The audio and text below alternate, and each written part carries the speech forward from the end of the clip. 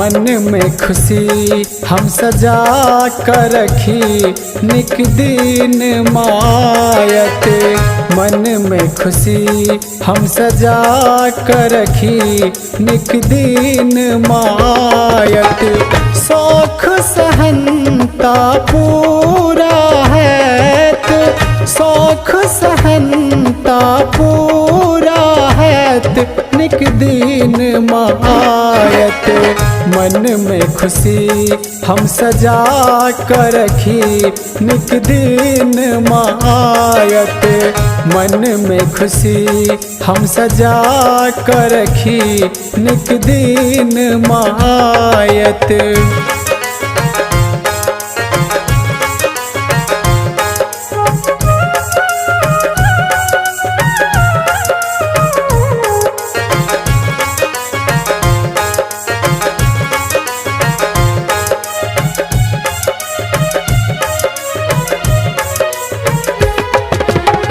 बड़का ने छोटे का बात बुझैया मन में तैयो आस रहैया।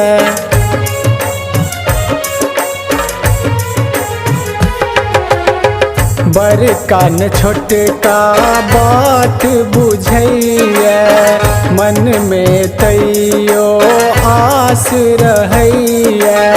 सदखन प्रेमक भाव रहे सदखन प्रेमक भाव रहे निक दिन मायत। मन में खुशी हम सजा कर रखी निक दिन मायत। मन में खुशी हम सजा कर रखी निक दिन मायत।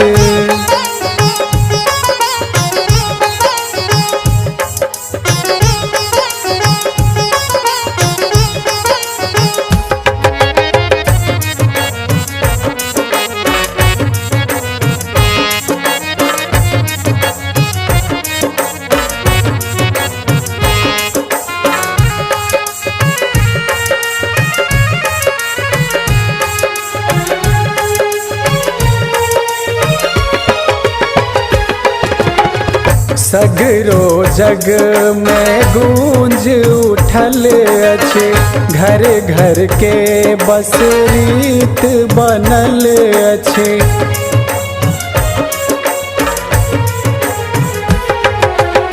सगरो जग में गूंज उठल अच्छे घर घर के बस रीत बनल अच्छे। कियो ने हंस मुख बात कहे कियो ने हंस मुख बात कहे निक दिन मायत। मन में खुशी हम सजा कर रखी निक दिन मायत।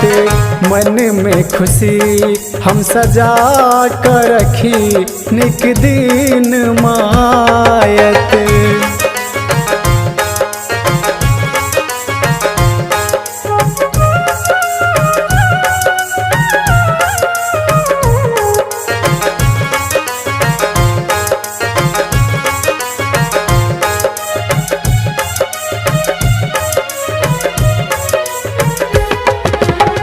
दुखिया के दुखरा पल में हरे छी रोहित पर मैया ध्यान ने दै छी।